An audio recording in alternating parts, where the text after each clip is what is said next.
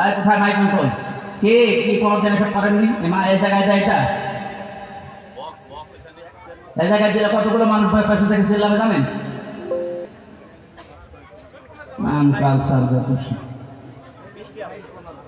তারপরে এইদিকে দিতে পারেননি।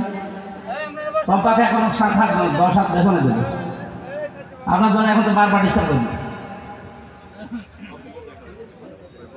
এদিকে তো 15-20 জন দেখতে পাবেন, ওরা চিল্লাবে। এমনিতে ক্যামেরাগুলো ঝামেলা থাকছে না। আবার আপনি দুই জায়গায় দিতে দিয়ে রেখেছেন সামনে, একটু পেছনে লাগাবেন। যেগুলো পারেন না সেগুলো দায়িত্ব নেবেন।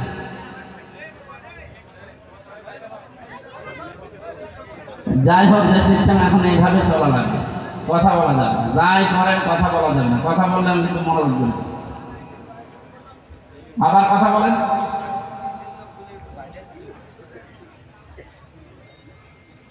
কথা যদি খুব বেশি জরুরি থাকে বলেন, 30 সেকেন্ড সময় দিলাম, বলিনি, এরপরে আমি আরম্ভ করছি। আমি শুরু করলে আর কথা বলতে পারবেন না। ফ্যানকে বাতাস উল্টো দিকে যাচ্ছে।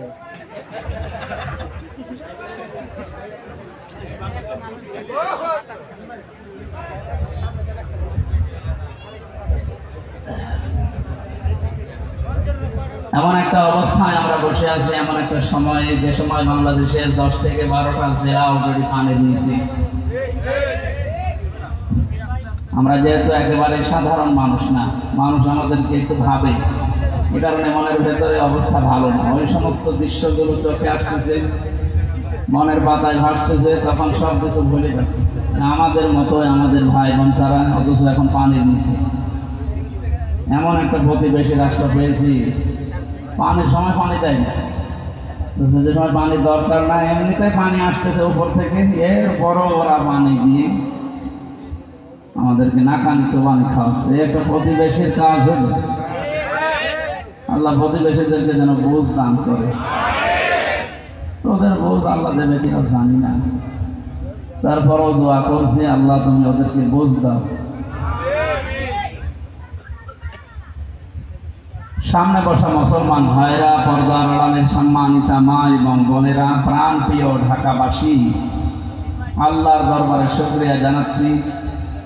মুক্ত পরিবেশে, মুক্ত অবস্থায় মন করে আল্লাহর কোরআনের কথাগুলো আমরা একটা বলার পরিবেশ পেলাম। যে আল্লাহ আমাদেরকে এই নিয়ামতটা দিলেন, শুকরিয়া আদায় স্বরূপ বলছি আলহামদুলিল্লাহ। কোন নিয়ামতের শুকরিয়া আদায় শুধু আলহামদুলিল্লাহ বললেই হয় না। 3টা বিষয় মনে রাখা লাগবে। কয়টা? এই যে নিয়ামত পেয়ে শুকরিয়া আদায় করলে আল্লাহ নিয়ামত বাড়িয়ে দেয়, শুধু আলহামদুলিল্লাহ বলে শেষ না। ইয়ার কি মাসে বসে না, এখান থেকে বেশি বসেন, আরো পিছানো লাগবে। যান যান যান, হবে না, আরো পিছান যান, আরো পিছিয়ে যান, আরো পিছান যান যান, আরো পিছান। ছেলে পিছন।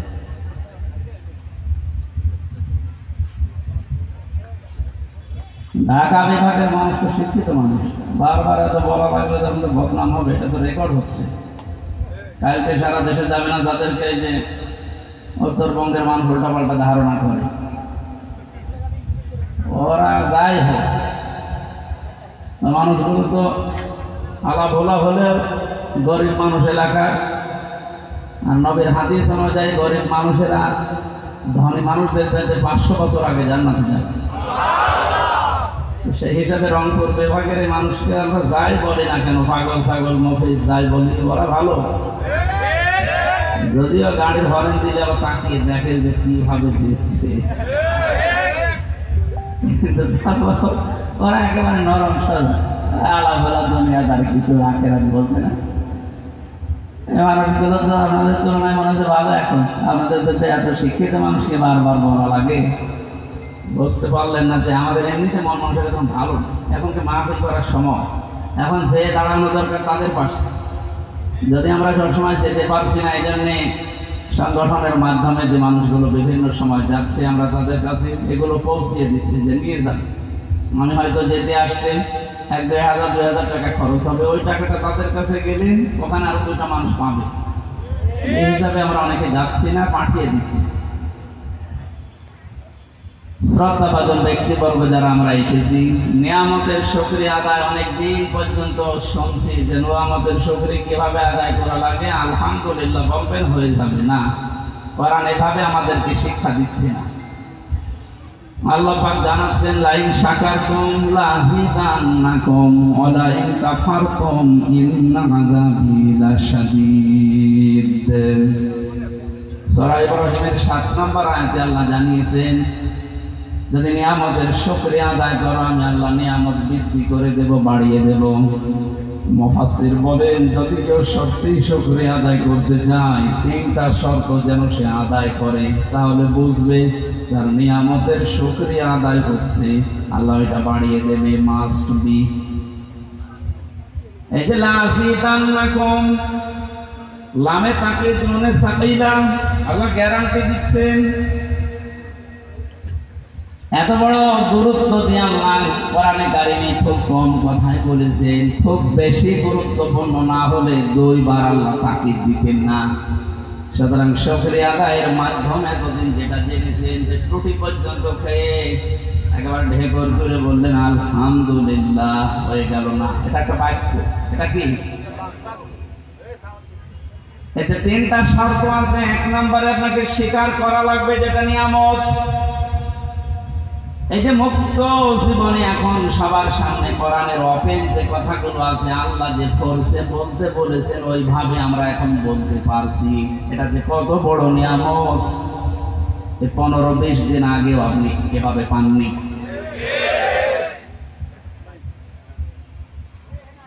কত জায়গায় কোরআনের কথা বলতে গেলে চারিদিক থেকে আওয়াজ আসতো, এটা বলবেন না, ওইটা বলবেন না, এটা বাদ দেন। এখন ওর পরিবেশ নেই, কারণ এই দেশটা এখন কোরআনে কারিম ওপেন ভাবে চালানোর জন্য যারা দায়িত্বে আছে বারবার আমাদেরকে আহ্বান জানাচ্ছে।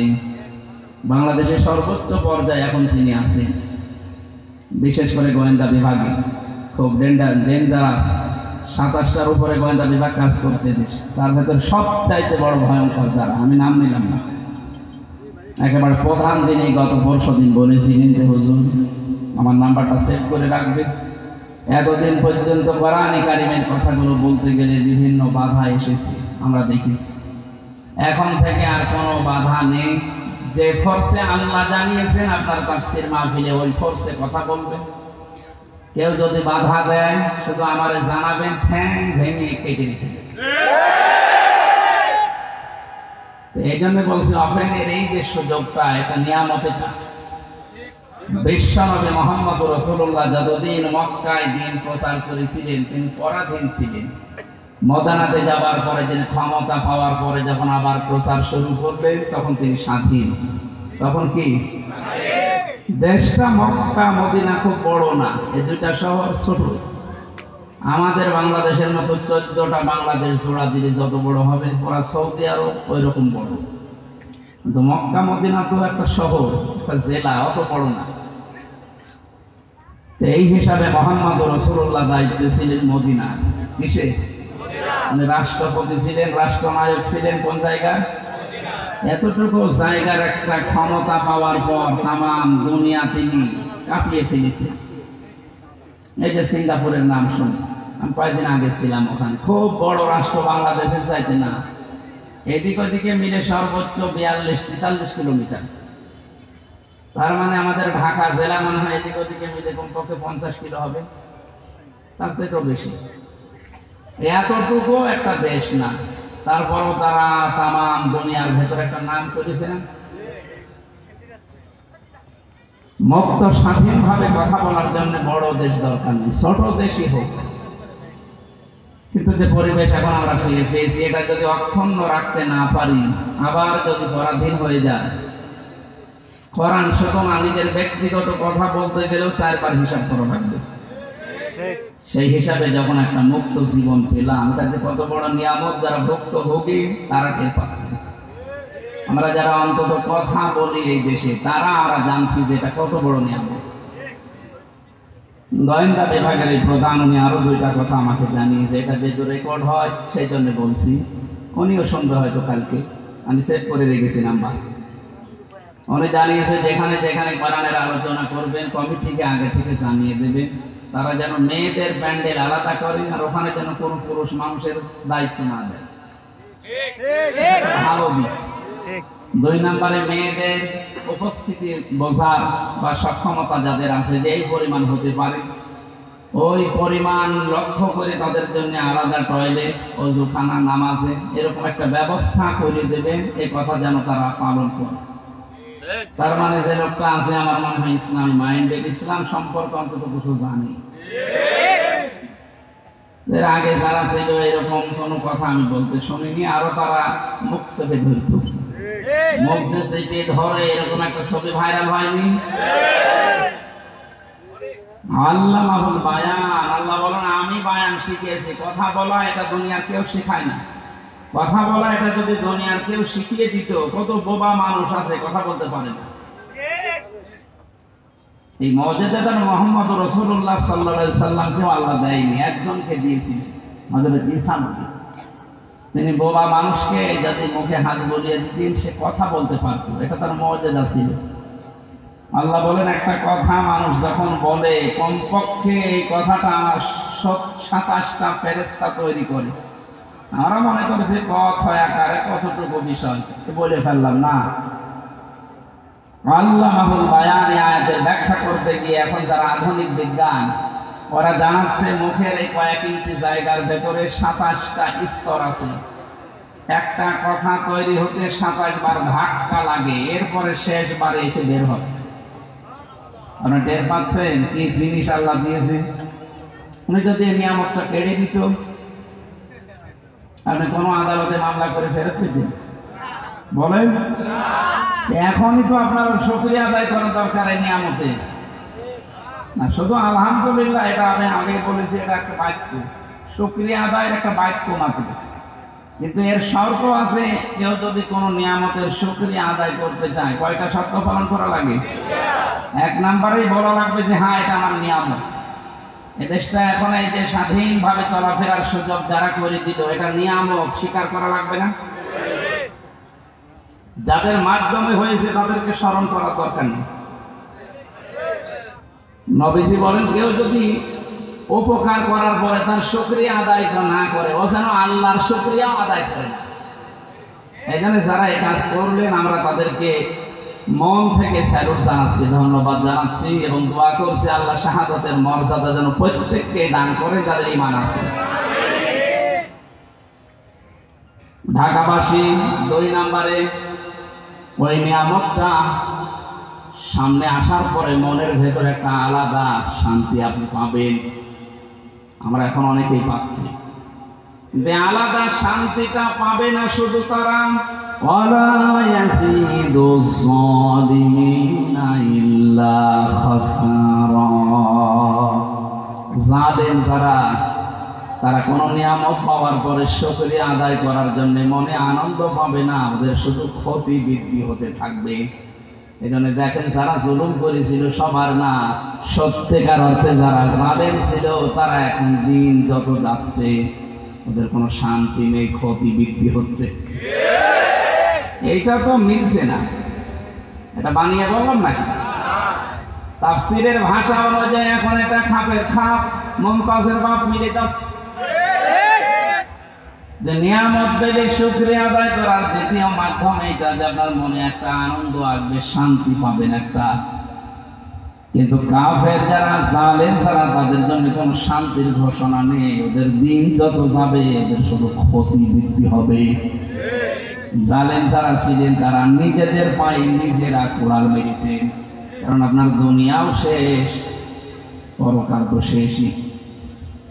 কি হলো বলেন তো? আপনার জুলুম করে নিজের জীবনটা ধ্বংস করে দিলেন। এখন যদি বলেন হয়তো তাদের দোয়া করেন, কি করবো? দোয়া করি, কারণ জালেমদের জন্য দোয়া করলে কবুল হয় না। জালেমদের জন্য দোয়া করা নিষেধ। কত বড় ক্ষতি করে ফেললেন আপনি নিজের। এখানে লিখে দিয়েছেন ইসলাহি মাহফিল সংশোধনের জন্য বলছি। কত বড় ক্ষতি যে হয়ে গেছে আপনার, এই ক্ষতি আর ওঠার মতো না।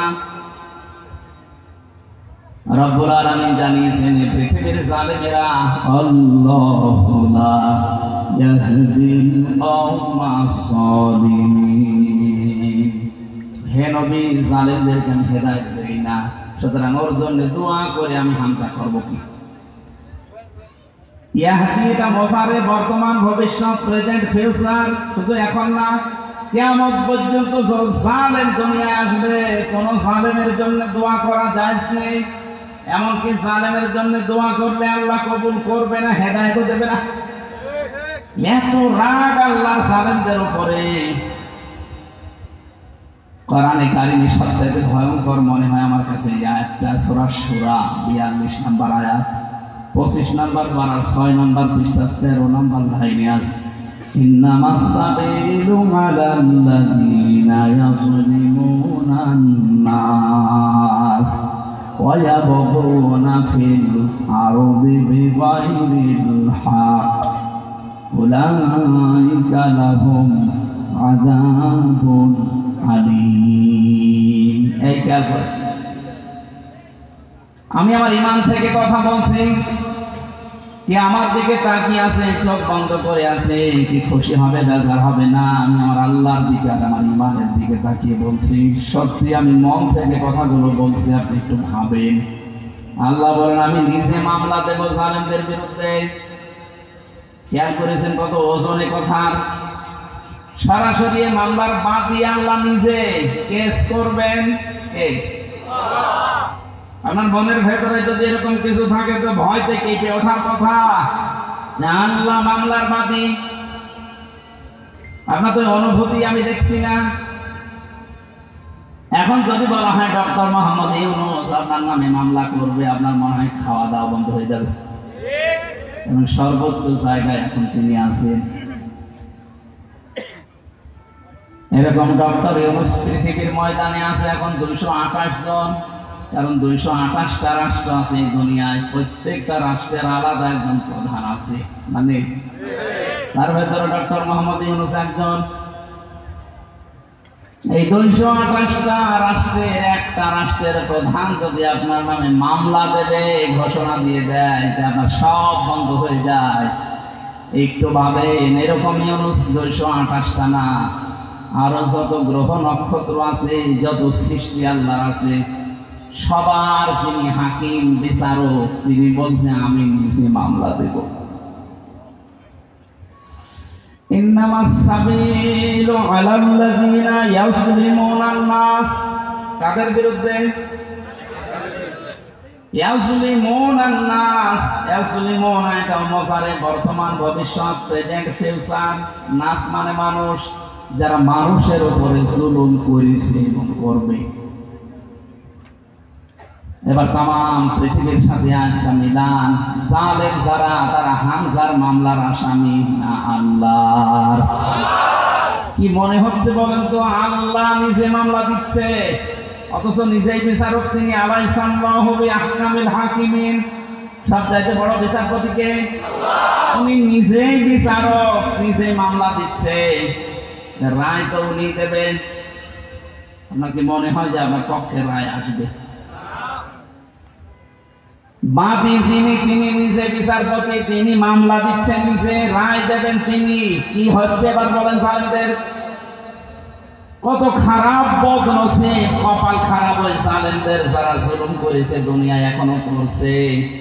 2 নম্বরে কাদের বিরুদ্ধে আল্লাহর মামলা? আমার মনে হয় দ্বিতীয় আয়াতের দ্বিতীয় শব্দটা না বললে ভালো হয়, এটা একটু ঝামেলা আছে।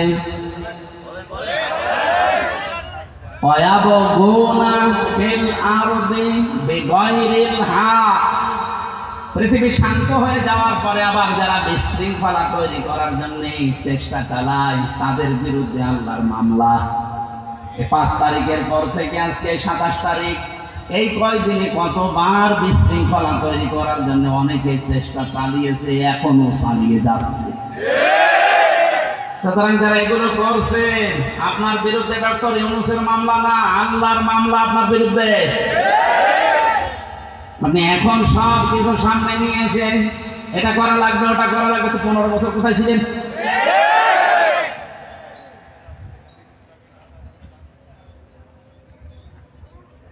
আমার যদি শব্দের অর্থ ভুল হয়, যদি আলেম থাকেন একটু বলে দেন। ওয়ায়াবগুনা ফিল আরদি বিগাইরিল হক, পৃথিবীর ময়দানে যারা অন্যায় ভাবে বিশৃঙ্খলা করার জন্য বিভিন্ন মাধ্যম তালাশ করে বেড়ায়। দেখেন তো মাঝে মাঝে এক একটা ইস্যু তৈরি করে মাধ্যম তালাশ করে খালি কি করে বিশৃঙ্খলা তৈরি করা যায় সেটা চালিয়ে যাচ্ছে। তাদের জন্য আল্লাহর ঘোষণা, উলাইকা লাহুম আযাবুন আলীম, যন্ত্রণাদায়ক শাস্তি তার জন্য আমি দুনিয়ার আখিরাতে রেডি করে রাখছি।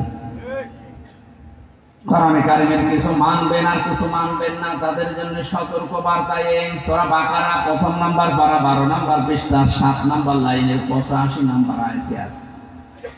আল্লাহ পাক বলেন, ফাতুমিনুনা বিবা'দিল কিতাবি ওয়া তাকফুরুনা বিবা'দ ফামা জাযাউ মান ইয়াফআলু যালিকা মিনকুম ইল্লা খিzyun ফিল হায়াতিদ দুনিয়া ওয়া ইয়াওমাল কিয়ামাতি ইউরাদ্দুনা ইলা আশাদ্দিল আযাব ওমাল্লাহু বিগাফিলিন আম্মা তা'মালুন। এই পৃথিবীতে লাঞ্ছনা, গঞ্জনা, অপমান, অপদস্থ কলার পাতায় শুয়ে থাকা লাগবে তাদের জন্য যারা কোরআনের কিছু বিশ্বাস করে আর কিছু মানতে চায় না। এরকম মানুষ বাংলাদেশে ছিল মানে এখানেও আছে। ওদেরকে কোরআনের নামাজের কথা বললে ঠিক আছে, কিন্তু নামাজের শিক্ষায় ওরা নেই। নামাজ পড়তে বলবেন, তাহাজ্জুদ মিলে 6 ওয়াক্ত পড়বে, কিন্তু নামাজের যে 27টা শিক্ষা একটা বলতে শুরু করে তখন বলবে এটা রাজনীতি। নামাজের প্রথম শিক্ষা কি? এই যে কাতার সোজা করো, ইমাম সাহেব বলে না বারবার। আমি তো কাবায় যতবার নামাজ পড়েছি, কাবার ইমাম, মসজিদে নববীর ইমাম বারবার একামত হয়ে যাওয়ার পরে মাইকে ঘোষণা দেয় আরবিতে, বাংলা হচ্ছে কাতার সোজা করো, কাতার সোজা করো 3 বার বলে।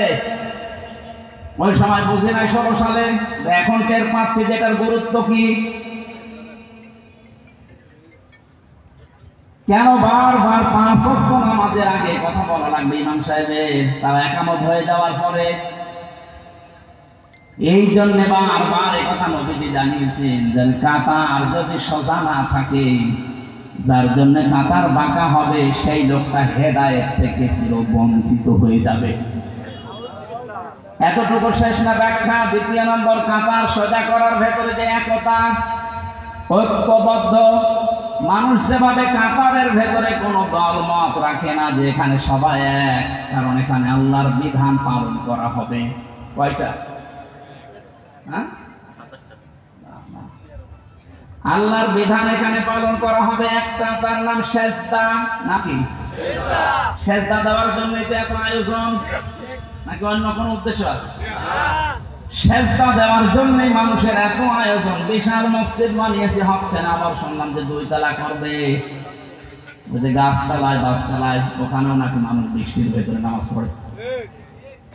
কি গুরুত্ব দিয়ে 2 তলা মসজিদ বানাচ্ছে, মানুষ যেন কষ্ট না পায়। 5 ওয়াক্ত আযান দেওয়ার জন্য আলাদা একজন মুয়াজ্জিন আছে, এটা পরিষ্কারের জন্য খাদেম আছে, টয়লেট এবং ওযুখানার জন্য আলাদা ক্লিনার আছে, আলাদা। 5 ওয়াক্ত নামাজ পড়ানোর জন্য একজন ইমাম আছে, জমা পড়াবে আর একজন খতিব আছে। এত আয়োজন করে উদ্দেশ্য আল্লাহর একটা বিধান এখানে পালন করা হয়, তার নাম সেজদা। নাম কি? এবার আপনার বিবেককে বলেন তো, একটা বিধান পালন করতে গিয়ে যদি এত আয়োজন করা লাগে, বারবার বলা লাগে, তাহলে এর বাইরে কত আয়োজন আছে আমাদের পরিবার, সমাজ, রাষ্ট্রীয় জীবনে বলেন। এখানে মাত্র একটা বিধান, কোরআনে এরকম বিধান আছে 500। কয়টা? একটা বাদ দিলে এখনো থাকছে কয়টা? 499টা এখন তো আর মসজিদে নেই, বাকিগুলো সব বাইরে।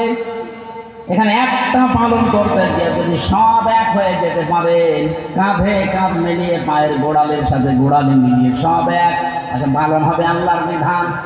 এই শিক্ষাটা আল্লাহ চায় যে আপনি বাইরে নিয়ে যান। এরকম 499টা বিধান এখন পরিবার, সমাজ, রাষ্ট্রে আছে। ওইগুলো মানতে গিয়ে যদি কেউ বাধা দেয় তখন আর কেউ নেই।